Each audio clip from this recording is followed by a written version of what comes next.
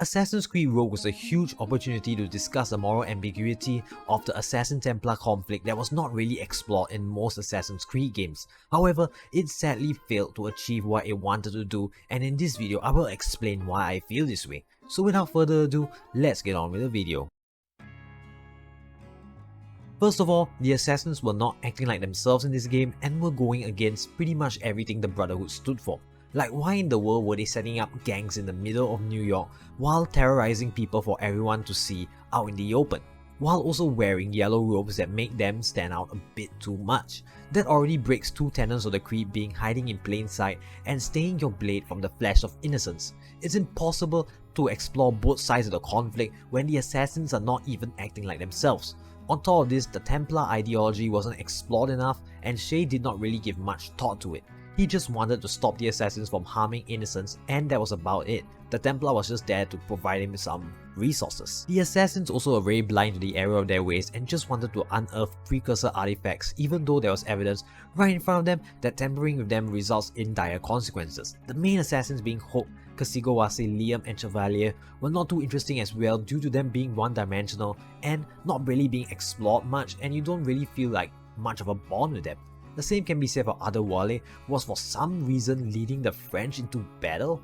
What? Assassins don't involve themselves so directly in major conflicts. They operate much more discreetly. Even Haytham was kind of a shell of the character he was in Assassin's Creed 3. He was nowhere near to being as nuanced and charismatic as he was in Assassin's Creed 3, which was really disappointing. So you see, you have assassins not acting like assassins and you have one-dimensional characters that you can't connect with. So how in the world are you supposed to explore the ideology of the Templars and assassins when you have glaring problems like this? The game answers by you just going on a quest to stop the assassins, and it doesn't go much deeper than that. Assassin's Creed 1 really had you questioning whether the assassins were doing the right thing, and the Templars weren't black and white back then, unlike now where they are mostly moustache-twirling villains.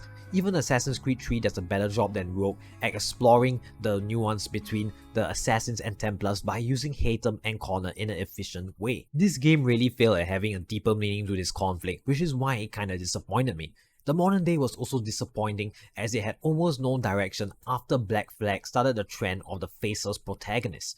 How are you supposed to get people to care when the continuity is so bad across the modern day from Black Flag onwards? Even the modern day gameplay got heavily downgraded with you doing the same puzzle over and over again, which can get really mind-numbing.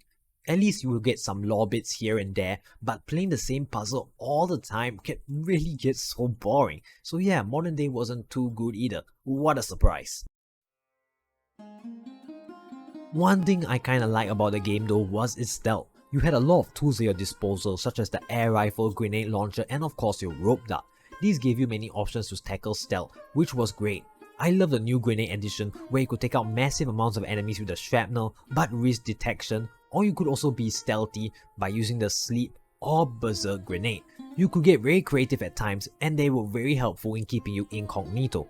Blending was also a big element of stealth as well, but I only wish they gave us more opportunities to use the social stealth, as there were very little instances where we could use it. Environmental bending was decent as always, as you had to use the butchers quite a bit and is helpful for hiding bodies and luring guards to your position by using the detection system.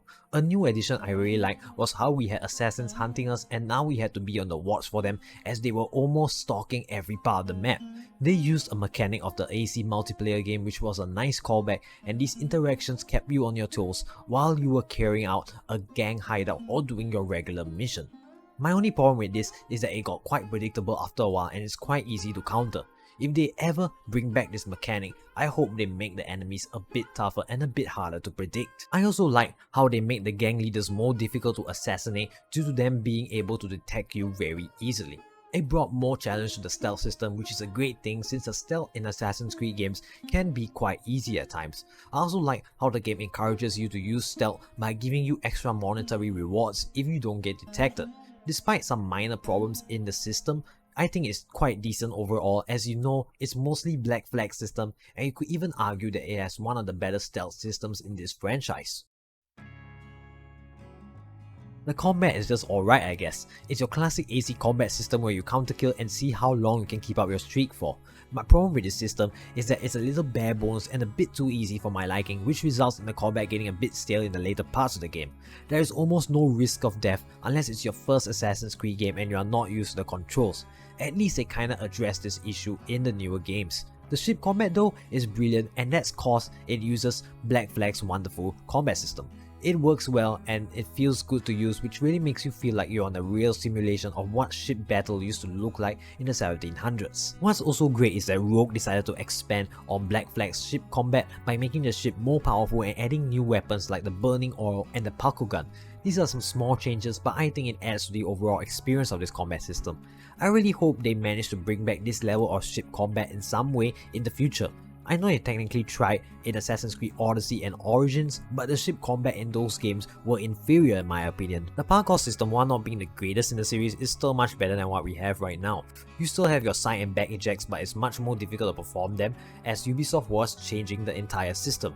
They wanted it to be more simple to use, and they viewed parkour more as a means to get to where you wanted to be as fast as possible.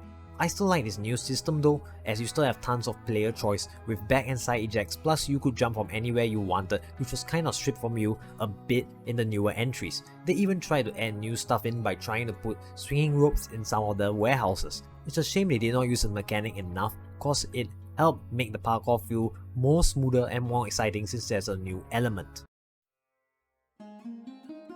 The side activities in this game are not the greatest. It feels like they were trying to pad out a game cause there was no story content in these side activities, unlike Black Flag. It also felt a bit weirder to explore this world cause the activities felt very piratey due to it copying Black Flag's system, and it kinda makes no sense since Shay is not a pirate. At least most of the side content gives you some kind of reward like armors and monetary rewards. But there is too much to work towards that collectible, and the work you do to get them feels very boring. For example, to collect the Templar armor, you have to follow 20 different treasure maps to find 20 artifacts that will unlock the armor. It makes the gameplay loop feel very repetitive, especially since there are other armors where you have to do the exact same thing as well, such as the Viking armor. The only side activities I enjoyed were the gang hideouts and the warehouses cause they tested your stealth skills, which made it really fun to participate in those activities. I just wish the side activities were more meaningful instead of having your usual Ubisoft bloat. If they added a few side quests that enhance the character of Shay or talk more about the Assassin Templar conflict, it would be much better. Assassin's Creed Rogue was a wasted opportunity. They had a chance to explore the nuance between the Assassins and Templars like in Assassin's Creed 1, but instead they dumbed down the story by making the Assassins complete frauds and it being another basic story. Even though the stealth is decent, the other parts of the game like the side activities really bring down the game as it makes it feel more like a chore to complete due to how boring they are. I really wished we would have gotten a deeper Assassin's Creed game, but in the end, we just got a mediocre game that plays it too safe. At the end of the day though, this is just my opinion, and I'd love to hear yours in the comments below. How do you really feel about Assassin's Creed Rogue? With that being said, this has been 2367 Ruben, signing out.